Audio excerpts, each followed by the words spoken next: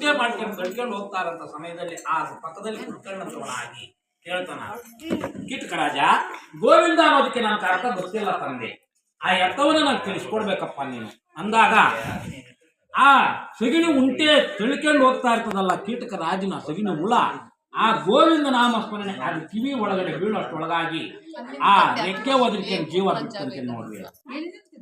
ಯಾವುದು ಆ ಕೀಟಕ ರಾಜನಿಗೆ ಆ ಹುಳ ಯಾವಾಗ ಅದು ಜೀವ ಅಲ್ಲಿ ಬಿಟ್ಟೋ ಅದು ಎಲ್ಲಿ ಹೋಗಿ ಸೇರ್ತಂತಂದ್ರೆ ಗಿಳಿಮರಿಯಲ್ಲಿ ಹೋಗಿ ಸೇರ್ಕೊಂತ ನೋಡ್ರಿ. ಆ ಆತ್ಮ ಹೋಗಿ ಗಿಳಿಮರಿಗೆ ಸೇರ್ಕೊಂತ, ಆ ಗಿಳಿಮರಿಯಲ್ಲಿ ಯಾವಾಗ ಹೋಗಿ ಸೇರ್ಕೊಂತ ಈ ತಿರ್ಗಾ ಹೊಲ್ಟ್ನು ಯಾರೋ ಶ್ರೀಮನ್ ನಾರಾಯಣ ಮೂರ್ತಿ ಹತ್ರ ಪರಮಾತ್ಮ ಆ ಗೋವಿಂದ ನಾಮ ಸ್ಮರಣೆ ಕೇಳೋಷ್ಟೊಳಗಾಗಿ ಅದು ರೆಕ್ಕೆ ಒದರಿಕೊಂಡು ಜೀವ ಬಿಟ್ಬಿಡ್ತಪ್ಪ ಅಂದಾಗ ಒಂದು ಕೆಲಸ ಮಾಡು, ಅದೇ ಭೂಲೋಕಕ್ಕೆ ಹೋಗು, ಒಂದು ಮಾವಿನ ತೋಪು, ಮಾವಿನ ತೋಪದಲ್ಲಿ ಆ ಮರದಲ್ಲಿ ಗೂಡಿಟ್ಕೊಂಡು ಆ ಗೂಡಲ್ಲಿ ಗಿಳಿ ಮರಿ ಮಾಡಿರ್ತದ, ಆಗ ತಾನೇ ಹುಟ್ಟಿರ್ತದ ಮರಿ, ಆ ಮರಿಯನ್ನು ಹೋಗಿ ಕೇಳು, ಅದ್ರ ವಿಚಾರ ನೀನು ಕೇಳ್ತದ.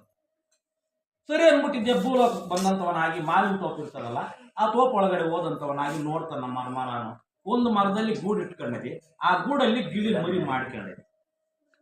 ಆ ಗಿಳಿ ಮರಿ ಹತ್ರ ಹೋಗಿ ಕುತ್ಕೊಂಡು ಪರಮಾತ್ಮ ಆ ಗೋವಿಂದ ನಾಮಸ್ಮರಣೆಗೆ ನನಗೆ ಅರ್ಥ ಗೊತ್ತಿಲ್ಲ ಗಿಳಿ ರಾಜ, ಆ ಗೋವಿಂದ ನಾಮಸ್ಮರಣೆ ಅರ್ಥವನ್ನ ತಿಳಿಸಿಕೊಡು ಅಂದಾಗ ಅದು ಗೋವಿಂದ ಅನ್ನತಕ್ಕಂಥ ವಾಯಿತು ಯಾವಾಗ ಹೋಗಿ ಆ ಕಿವಿಗೆ ಬಿತ್ತು ಬೀಳಷ್ಟೊಳಗಾಗಿ ಅಲ್ಲಿ ಜನ್ಮ ಪಾವನವಾಯಿತು ನೋಡಿ.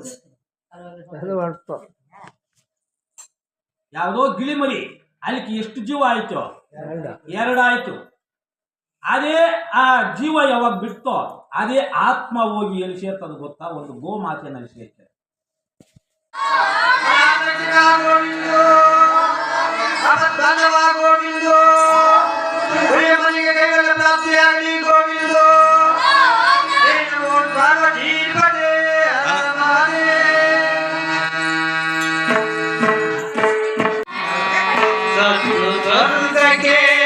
ಹೋದ ಮೇಲೆ ಅಳುವುದು ಯಾಕವ್ವ, ಗೋಳಾಡುವುದು ಯಾಕವ್ವ,